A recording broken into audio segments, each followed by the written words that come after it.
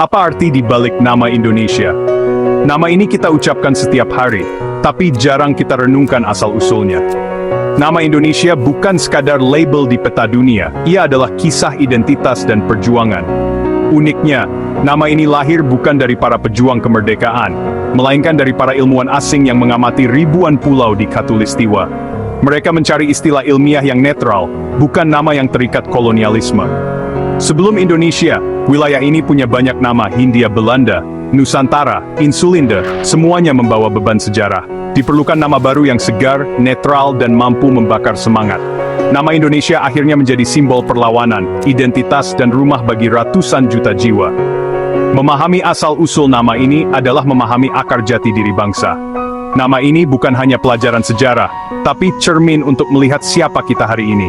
Mari kita telusuri jejaknya bersama. Bagaimana sebuah istilah ilmiah sederhana berubah menjadi simbol persatuan?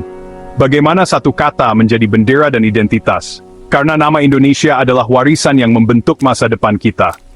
Inilah kisah di balik nama yang kita banggakan. Nama Indonesia lahir dari dua kata Yunani Indos, berarti India, dan Nesos, berarti pulau. Gabungan keduanya, Indonesia, secara harfiah berarti Kepulauan Hindia. Awalnya nama ini murni istilah geografis dan etnologis, tanpa muatan politik.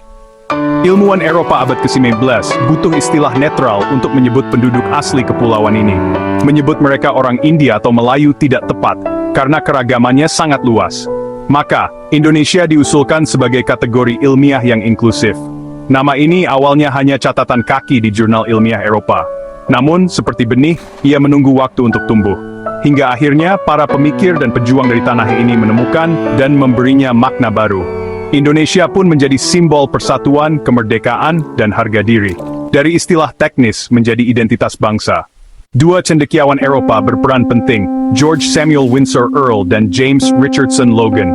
Earl mengusulkan dua nama, Indonesians dan Melanesians, tapi lebih suka Melanesians. Logan tidak setuju, ia ingin nama yang lebih inklusif. Ia memilih Indonesians, mengubahnya menjadi Indonesia dan mempopulerkannya dalam jurnal ilmiah. Logan melihat Indonesia sebagai nama yang merangkul semua keragaman di kepulauan ini. Ironis, nama yang kelak jadi pekik perlawanan kolonialisme justru dipopulerkan oleh orang Eropa. Mereka hanya ingin menyelesaikan masalah klasifikasi ilmiah. Namun tanpa sadar, mereka memberi hadiah nama pemersatu bangsa. Indonesia dari ruang studi Eropa menjadi identitas nasional. Nama ini akhirnya tumbuh menjadi simbol perjuangan. Awal abad ke-20, para pemuda pribumi muak dengan nama Hindia Belanda, simbol penindasan kolonial. Mereka butuh nama sendiri, yang membangkitkan kebanggaan dan persatuan. Nama Indonesia pun muncul kembali, kali ini sebagai pernyataan politik. Ki Hajar Dewantara adalah pribumi pertama yang memakai istilah ini secara politis, lewat Indonesische Persbureau di Belanda. Nama Indonesia terasa modern, netral, dan merangkul semua suku dan agama. Ini penting untuk menyatukan gerakan pemuda yang masih terpecah. Nama ini menjadi payung besar bagi semua keragaman. Alternatif lain seperti Nusantara atau Insulinde tak sekuat Indonesia. Indonesia punya jangkauan geografis jelas, akar ilmiah, dan belum pernah diasosiasikan dengan kolonialisme.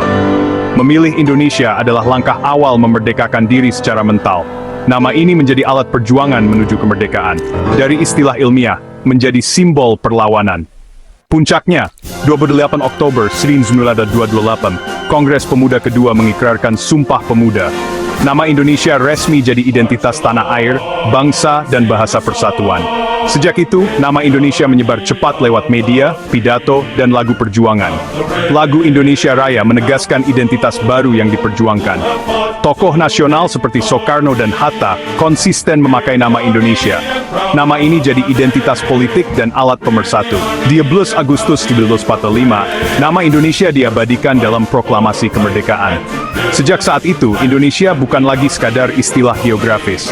Ia menjadi nama resmi negara merdeka. Nama yang ditebus dengan perjuangan dan pengorbanan. Warisan yang menyatukan kita dari Sabang sampai Merauke.